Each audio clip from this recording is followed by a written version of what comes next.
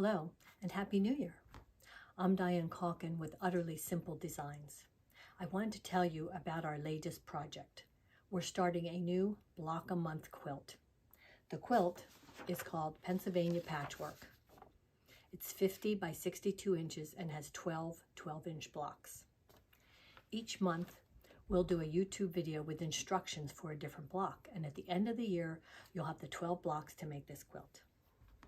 Instructions and the fabric requirements will also be found on our website, utterlysimple.com, under Block a Month. I've already picked out my fabric. Isn't it gorgeous? Please subscribe and join us for the fun. Thanks. Today we're going to do the first block of the Pennsylvania Patchwork Block of a Month quilt. Here it is right here. For this quilt, you're going to need the fabric black 1 1/8 yards, purple 1 1/2 yards, light purple 1/4 yard, and then blue, magenta, teal, and green 3/8 yards each. Don't worry about this. It's all on our website, utterlysimple.com, under Block a Month. The first block in our Block a Month is called the letter X. It's a 12 1/2 inch unfinished block. To make this, we're going to cut 4 4 1/2 inch magenta squares, 3 5 1/4 inch green squares, and 3 black 5 1/4 inch squares. This block contains 5 quarter square triangles, and to make those, we're going to start by making half square triangles. We're going to take one of our green squares and one of our black squares. We're going to put them together, and we're going to mark using your pencil. I like to use my chalk liner, and we're going to mark a line corner to corner.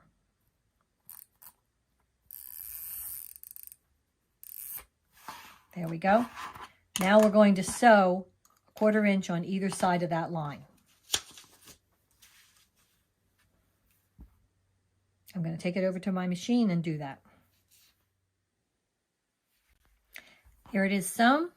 I used white thread so you could see my stitches. Black might be better for this quilt. And now we cut it apart. You can use scissors or a rotary cutter. Since the sewing is already done, it's not critical. And then we're going to press this open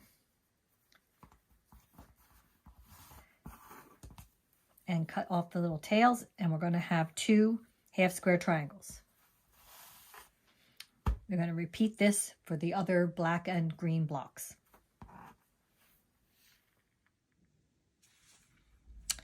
Now we have our 6 half square triangles. We're going to take 2 of them and make a 1/4 square triangle.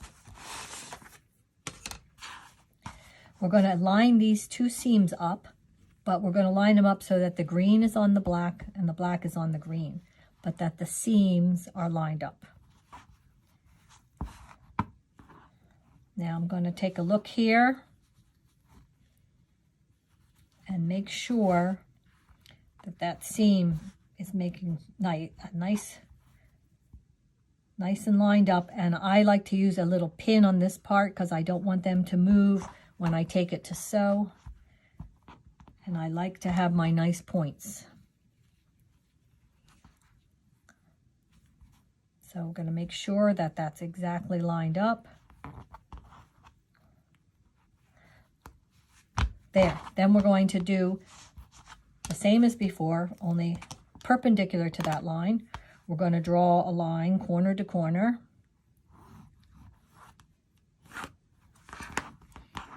And we're going to sew a 1/4 inch on either side of that line. Here it is sewn. I'm going to take the pins out and check before I cut that it looks good, because I could always rip out if I had to. Nope, that's looking very good. Let's check this side. Yep, good. Okay, now we're going to cut it apart. And we'll have 2 1/4 square triangles. You're going to repeat this for the rest of your half square triangles, so you have a total of 6 1/4 square triangles. Now, this pattern, the block only calls for 5, but I really like to use this method of 2 at a time. So with the 6th one, I'm going to try to use it in my label on the back of the quilt. I'm going to press these and then we're almost done. It's time to lay out the block.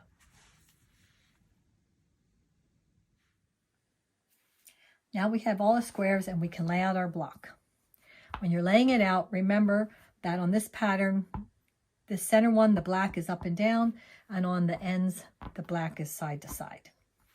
You can lay it out any way you want, but this is the way the pattern is, and this is what I'm going to do. Now I'm going to sew each row together. There are the rows sewn together.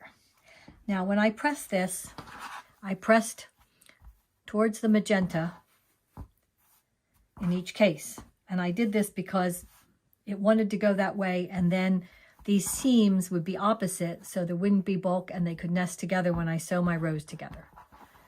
So I'm going to line those seams up. I am going to use a pin for this also, because I like those seams to meet and make nice corners. And I'm going to sew the rows together, this one and then the other one. So there it is, our first block done. One last thing though, we should measure it and make sure that it's 12.5 inches. That looks pretty good. And good. Okay, if you thought this was fun, then hit the like button. Remember to subscribe and leave any comments or questions below. Also, share with any friends who might want to join in on this project. If you missed anything, you can rewatch this video or see the full instructions on our website, utterlysimple.com, under Block a Month. I love this block. It came out so nice. My sisters and I would love to see your blocks. Post them on our Facebook page. If you haven't already friended us, you can get there by using the link on our website. Thanks for tuning in, and we'll see you next month for block number 2.